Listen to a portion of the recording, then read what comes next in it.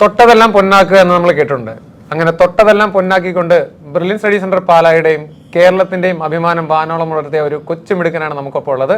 നമുക്ക് പരിചയപ്പെടാം. പേരെങ്ങനെയായിരുന്നു? പ്രത്യുഷ് ആണ്. പ്രത്യുഷിന്റെ ഫാമിലിയുമാണ് നമുക്കുള്ളത്. അച്ഛന്റെ പേര് പ്രശാന്ത്. അച്ഛന്റെ പേര് അമ്മ താരാജി നായർ. ഓക്കെ, ഇത് അനിയനല്ലേ? അനിയൻ. അച്ഛൻ എന്ത് ചെയ്യുന്നു? അച്ഛൻ റിട്ടയർഡ് ആർമി. അമ്മ കേരള ലോട്ടറി ഡിപ്പാർട്ട്മെന്റിൽ. അനിയൻ എന്തെല്ലാം പഠിക്കുന്നു? 9th ക്ലാസ്സിൽ. സ്ഥലം എവിടെയായിരുന്നു പ്രത്യുഷിന്റെ? അപ്പം ഞാൻ ആദ്യം പറഞ്ഞ ആ ഒരു ഇൻട്രൊഡക്ഷൻ ഞാനൊന്ന് പരിചയപ്പെടുത്താം. പ്രത്യുഷ് തൊട്ടതെല്ലാം പൊന്നാക്കി എന്ന് ഞാൻ പറഞ്ഞത് പ്രത്യുഷിന്റെ റാങ്കിനെ കുറിച്ചാണ്.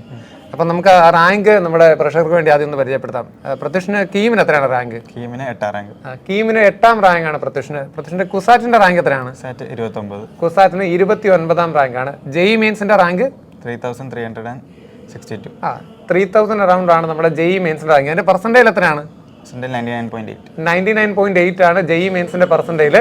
ജെഇ അഡ്വാൻസിന്റെ റാങ്ക് എത്രയാണ്? അഡ്വാൻസിന് 3365. അതെ, അറൌണ്ട് 3000 തന്നെയാണ് നമ്മുടെ ജെഇ അഡ്വാൻസിനും. അതായത് പ്രത്യുഷ് എവിടെയൊക്കെ തൊട്ടിട്ടുണ്ടോ അവിടെയെല്ലാം പ്രത്യുഷിന്റെ കൂടെ പോകുന്നുണ്ട്. അത് തൊട്ടതെല്ലാം മുന്നാക്കിയ ഒരു വ്യക്തിയാണ് അല്ലേ പ്രത്യുഷ്? അതായത് ഞാൻ വളരെ കുറച്ച് ആളുകൾ, അതായത് ഇപ്പൊ നമ്മുടെ റിസൾട്ട് ഒക്കെ പബ്ലിഷ് ചെയ്യുന്ന പല റാങ്കുകളിലും പല കുട്ടികളും ഫസ്റ്റ് റാങ്ക് വന്നവരുണ്ട്, നമ്മുടെ ടോപ്പിലേക്ക് വന്നിട്ടുണ്ട്. പ്രത്യുഷിന്റെ അനുഭവം, അതായത് പ്രത്യുഷിന് ഈ റിസൾട്ടുകളെല്ലാം വരുമ്പോൾ ഓരോ റിസൾട്ട് വരുമ്പോഴും പ്രത്യുഷ് ടോപ്പ് റാങ്കിൽ തന്നെ ഉണ്ട്. അപ്പൊ പ്രത്യുഷിന്റെ ആ ഒരു എക്സൈറ്റ്മെന്റ് എങ്ങനെയായിരുന്നു? പ്രത്യുഷ് ഏതിലായിരുന്നു ഏറ്റവും കൂടുതൽ പ്രതീക്ഷ അർപ്പിച്ചിരുന്നത്? അതായത് ഇപ്പൊ കീമിന് പ്രത്യുഷ് വളരെ ഇമേജ് ഉള്ള ഒരു റാങ്കിലേക്കാണ് വന്നിരിക്കുന്നത്. 10നുള്ളിൽ വരിക എന്ന് പറയുമ്പോഴത്തേനും കേരളത്തിന്റെ മുഖമായിട്ടാണ് പ്രത്യക്ഷം നിൽക്കുന്നത്, ശരിയല്ലേ? അതെ, നമ്മുടെ വിദ്യാഭ്യാസ മന്ത്രി നമ്മുടെ കീമിന്റെ റിസൾട്ട് പബ്ലിഷ് ചെയ്തപ്പം പേര് വിളിച്ച് പറഞ്ഞ കൂട്ടത്തിൽ നമ്മളും ഉണ്ട്, ശരിയല്ലേ? അപ്പൊ ആദ്യത്തെ 10ലുണ്ട്. അപ്പൊ അതിന്റെ ഒക്കെ ഒരു അനുഭവം, ആ ഒരു എക്സൈറ്റ്മെന്റ് എങ്ങനെയായിരുന്നു? കീമിന് ഒരു 15 ബിലോ പ്രതീക്ഷിച്ചിരുന്നു. പെർസെന്റേജ് സ്കോർ വന്നപ്പോഴത്തേനും നമുക്കൊരു 15 ബിലോ നമുക്ക് പ്രതീക്ഷിച്ചിരുന്നു. പക്ഷേ 10നകത്ത് പോകുന്ന അത്ര ഉറപ്പില്ലായിരുന്നു. കണ്ടപ്പോ നല്ല സന്തോഷം. അതായത് ആ ഒരു സന്തോഷത്തിന്റെ ഒരു ഇരട്ടി മധുരം എന്ന് പറയുന്നത് നമ്മളൊന്നാലോചിച്ചു, നമ്മൾ ഇതിനൊക്കെ പ്രിപ്പയർ ചെയ്യുന്നത്. ഇപ്പോൾ ബ്രില്യൻ സ്റ്റഡി സെന്ററിലേക്ക് പ്രത്യുഷ് വന്നത് പ്രത്യുഷിന്റെ ഭാവി ഉദ്ദേശിച്ച്, അതായത് നമുക്ക് ഭാവിയിൽ ഒരു നല്ല സ്കോർ അല്ലെങ്കിൽ നല്ലൊരു റാങ്ക് കിട്ടി നല്ലൊരു കോളേജിൽ പഠിക്കണം എന്നുള്ള ഒരു ആഗ്രഹം കൊണ്ട് വരുന്നു. പക്ഷേ അതിനെ വേറൊരു ഇമേജിലേക്ക്, വേറൊരു തലത്തിലേക്കാണ്, അതായത് കീമിന്റെ റിസൾട്ട് പബ്ലിഷ് ചെയ്യുമ്പോഴത്തേനും നമ്മുടെ വിദ്യാഭ്യാസ മന്ത്രിയൊക്കെ പറയുന്ന രീതിയിലേക്ക്, ആ ഒരു റിസൾട്ടിലേക്ക് വരുമ്പോഴത്തേനും ഇവരുടെയൊക്കെ ഒരു പെട്ടെന്നുള്ള ഒരു പ്രതികരണം എങ്ങനെയായിരുന്നു? ഒട്ടും പ്രതീക്ഷിച്ചില്ല. അപ്പം നമുക്കൊരു ഭയങ്കര സന്തോഷമായിരുന്നിരിക്കണമല്ലോ, ശരിയല്ലേ? അതായത് തീർച്ചയായിട്ടും ഒരു റിസൾട്ട്, സാധാരണ നമ്മളെല്ലാവരും പലരുടെയും റിസൾട്ട് നോക്കുന്നതാണ്. പക്ഷെ നമ്മുടെ അതായത് കുട്ടിയുടെ ഒരു റിസൾട്ട് എന്ന് പറയുന്നത് TV-യിൽ വാർത്താ ചാനലിലൂടെ അറിയുക എന്ന് പറയുന്നത് അതൊരു വലിയ ഭാഗ്യമായിട്ട് തന്നെ കരുതണ്ടേ, ശരിയല്ലേ?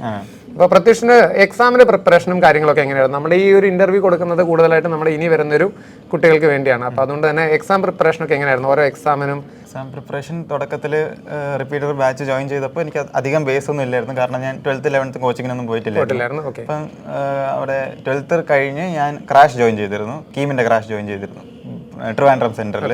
അപ്പൊ അതിനെനിക്ക് 546 റാങ്ക് കിട്ടി കഴിഞ്ഞ വർഷം കീമിന്. അപ്പൊ അവിടുത്തെ മെന്റർ പറഞ്ഞ് ഈ വർഷം നിനക്ക് ഇത്രയും പറ്റിയില്ലേ, അടുത്ത വർഷം ഒന്നുകൂടെ ട്രൈ ചെയ്ത് നോക്ക്, ചിലപ്പോൾ കുറച്ചുകൂടെ കിട്ടും. അതായത് കഴിഞ്ഞ കൊല്ലത്തെ അറൌണ്ട് 5000 റാങ്ക് കീമിന്റെ, അതുകൊണ്ട് നമ്മളങ്ങനെ നിൽക്കുമായിരുന്നു. അതായിരുന്നു നമ്മുടെ ആ ഒരു കഴിഞ്ഞ കൊല്ലത്തെ ഒരു ഫേസ്. അതിൽ നിന്ന് ബ്രില്യനിൽ റിപ്പീറ്റ് ചെയ്യാൻ വന്ന ആ ഈ ഒരു കുറച്ച് മാസങ്ങൾ കൊണ്ടാണ് നമ്മൾ ഈ ഒരു സ്വപ്നതുല്യമായ എല്ലാ മേഖലകളിലും, അല്ലെ?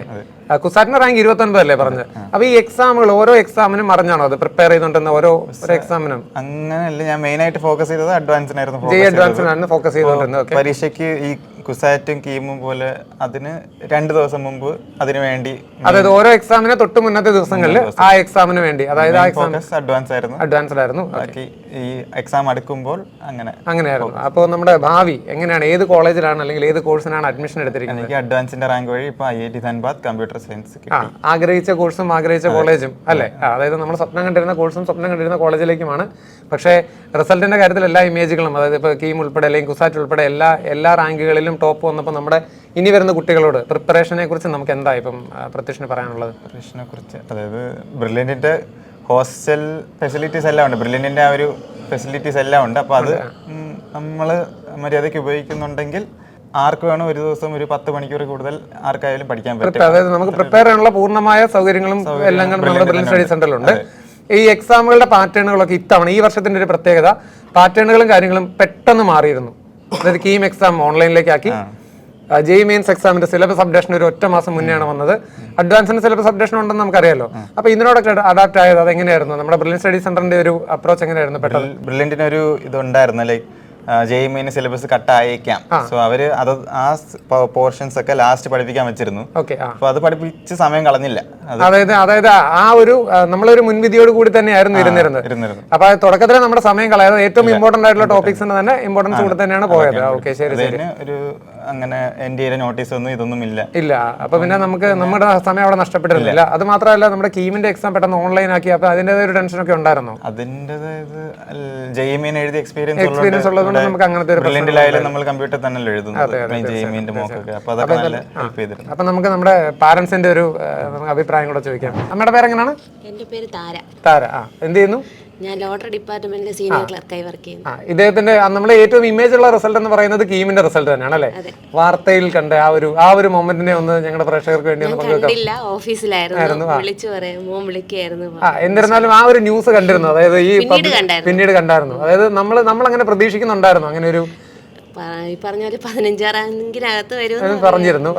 അതായത് റാങ്ക് കിട്ടുന്നതിനേക്കാൾ കൂടുതൽ നമുക്കൊരു വലിയ അഭിമാന നിമിഷമല്ലേ? അതായത് അതെ, അദ്ദേഹത്തിന്റെ പ്രിപ്പറേഷനും കാര്യങ്ങളൊക്കെ എങ്ങനെയായിരുന്നു? പഠിക്കുമായിരുന്നു.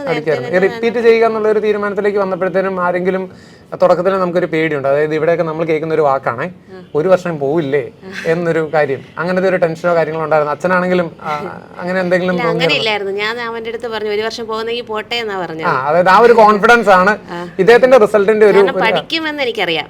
അപ്പൊ എന്തായാലും എവിടെ കൊണ്ടാക്കിയാലും അവൻ പഠിച്ചോളും, പ്രിപ്പയർ ചെയ്തോന്നുള്ള ഒരു കോൺഫിഡൻസ് എനിക്കുണ്ടായിരുന്നു. അതുകൊണ്ട് ഞാൻ അവനെ പോവാനേ പറഞ്ഞോളൂ. അതായത് ഇദ്ദേഹത്തിന്റെ റിസൾട്ട് എന്ന് പറയുന്നത് ഒരു ഇമേജുകളുള്ള റിസൾട്ട്. അച്ഛനോട് ചോദിച്ചാൽ അച്ഛനും എങ്ങനെയായിരുന്നു റിസൾട്ട് അറിഞ്ഞത്? എങ്ങനെയായിരുന്നു നമ്മുടെ കീമിന്റെ റിസൾട്ട്? ഞാൻ ആദ്യം അറിഞ്ഞത് എനിക്ക് ബ്രില്യൻസിന്ന് കോൾ വന്നു.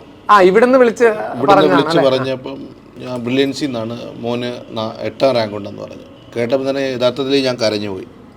എനിക്ക് ശരിക്കും സങ്കടം വന്നു. ഞാൻ ഉടനെ വൈഫിനെ വിളിച്ച് ഞാൻ പറഞ്ഞിട്ടതിന് ശേഷം പിന്നെ എനിക്ക് സംസാരിക്കാൻ എനിക്ക് വാക്കുകൾ കിട്ടിയില്ല. അപ്പം ഞാൻ പറഞ്ഞു ഇപ്പം കട്ട് ചെയ്ത് എനിക്കിപ്പം സംസാരിക്കാൻ പറ്റൂല. അതായത് ആ ഒരു ഈ സംസാരിക്കുന്ന അച്ഛൻ്റെ ഈ സംസാരത്തിൽ നിന്നും എനിക്കത് ഫീൽ ചെയ്യുന്നുണ്ട്. കാരണം ഒന്നാമത്തെ കാര്യം, ഇവിടെ റിപ്പീറ്റ് ചെയ്യുന്ന കുട്ടികളുടെ പാരൻസിന് സാധാരണ ഉള്ളതിനേക്കാൾ കൂടുതൽ ടെൻഷനുണ്ട്. കാരണം ബാക്കിയുള്ള കുട്ടികളെല്ലാം ഏതെങ്കിലും ഒരു കോളേജിൽ അഡ്മിഷൻ മേടിച്ചപ്പം നമ്മുടെ കുട്ടി ഒരു വർഷം ഇൻവെസ്റ്റ് ചെയ്യുന്നുണ്ട് എന്നുള്ളൊരു ടെൻഷൻ എത്രത്തോളം ഇല്ലെന്ന് പറഞ്ഞാലും നമുക്കുണ്ടാവുമല്ലോ. അപ്പം ഈ ഒരു റിസൾട്ടുകൾ എന്ന് പറയുന്നത് അത് നമുക്ക് കീമിൻ്റെ റിസൾട്ടിൽ ഇമേജ്, അതായത് കേരളത്തിലെ ഏറ്റവും ടോപ്പ് 10ൽ ഒരാളായിട്ടാണ് നമ്മുടെ കുട്ടി വന്നിരിക്കുന്നത്. അപ്പോൾ അതിൻ്റെ ഒരു ഇമേജും അതിനൊപ്പം ആഗ്രഹിച്ച റിസൾട്ട്, അതായത് ഓൾ ഇന്ത്യ എക്സാമിന് അറൗണ്ട് 3000 റാങ്കിലേക്കാണ് പ്രത്യക്ഷ വന്നിരിക്കുന്നത്. അപ്പോൾ ഒരുപക്ഷെ നമ്മുടെ ഫേമസ് എന്ന് പറയുന്നത് നമ്മുടെ കീമിൻ്റെ റാങ്ക് ആണെങ്കിലും ഇദ്ദേഹത്തിൻ്റെ കഴിവുകൾ നമ്മൾ കാണുന്നത് JEE അഡ്വാൻസിൻ്റെ ഒരു 3000 അറൗണ്ട് റാങ്കിലേക്ക് വന്നത്.